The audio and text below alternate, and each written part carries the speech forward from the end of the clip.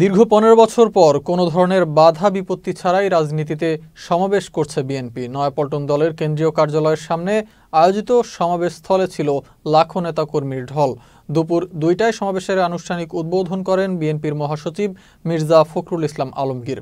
আর অনুষ্ঠানের প্রধান অতিথি ছিলেন ভার্চুয়ালি যুক্ত বিএনপির ভারপ্রাপ্ত চেয়ারম্যান তারেক রহমান। বিস্তারিত প্রতিবেদনে।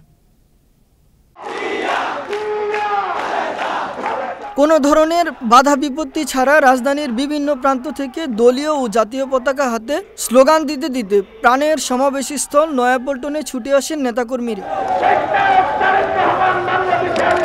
দীর্ঘ ১৫ বছর শাসক দলের নানা হয়রানি, গ্রেফতার ও উৎকণ্ঠায় বিএনপির নেতাকর্মীরা সময় কাটালেও কর্মীদের প্রাণের উৎসবে পরিণত হয়। এই দীর্ঘ ১৭ বছর পর আমরা স্বাধীন মুক্তভাবে নিঃশ্বাস নিতে পেরেছি। আজকের ছাত্র সমাজের জন্য আমরা তাদের প্রতি কৃতজ্ঞ। আজকে দেখেন, আপনি নিজেই দেখেছেন, এই প্রায় কয়েক লক্ষ লোকের সমাবেশ হয়েছে। এখানে কি একটু শব্দ হয়েছে? সুতরাং আজকে বাংলাদেশে প্রমাণিত হয়েছে একটা অগণতান্ত্রিক স্বৈরাচার সরকার ক্ষমতায় ছিল। তারা বিভিন্নভাবে ক্ষমতাকে পাকাপোক্ত করার জন্য নিজেরা যেমন সন্ত্রাস করেছে, পাশাপাশি রাষ্ট্রীয় প্রতিষ্ঠানগুলিকে দলীয়র মতো ব্যবহার করে বাংলাদেশে একটা অনিরাপদ বাংলাদেশ তৈরি করেছে। গত ৫ আগস্ট ছাত্র জনতার আন্দোলনের মুখে পদত্যাগ করে দেশ ছাড়েন আওয়ামী লীগ সভাপতি শেখ হাসিনা। তারপর থেকেই রাস্তায় নেমে বিজয় উল্লাস করে বিএনপি নেতাকর্মী সহ দেশের সাধারণ মানুষ। আজ বাধাহীন সমাবেশ করতে পেরে ভাতভাঙা উল্লাসে ফেটে পড়েন নেতাকর্মীরা।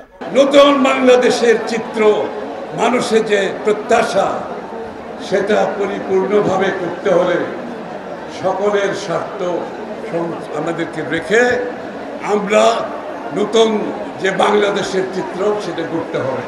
যে স্বপ্ন আমরা মুক্তিযুদ্ধের সময় দেখেছিলাম, সেই স্বপ্ন পূরণের দায়িত্ব আজ আমাদের উপর অর্পিত হয়েছে। এই স্বপ্ন পূরণ করতে হবে। আমাদের মাথা ব্যথায় একটাই, গণতন্ত্রের উত্তরণ ঘটাতে হবে, সর্বস্তরে নির্বাচন দিতে হবে। পার্লামেন্ট রিজার্ভ হয়েছে, একইভাবে এই উপজেলা যেই নির্বাচন আছে সেটা বাতিল হয়েছে। আজকের এই সুন্দর একটা দিনে এই বিজয় উৎসব যখন আমরা পালন করি, তখন কিছু কিছু দুষ্কৃতিকারী দেশে বিশৃঙ্খলা সৃষ্টির চেষ্টা করছে। আপনারা তাদেরকে প্রতিহত করবেন। সমাবেশে সভাপতিত্ব করেন দলের মহাসচিব মির্জা ফখরুল ইসলাম আলমগীর। দুপুর ২টার পর একে একে বক্তব্য রাখেন কেন্দ্রীয় নেতারা। সমাবেশে ভার্চুয়ালি যুক্ত হন বিএনপির ভারপ্রাপ্ত চেয়ারম্যান তারেক রহমান।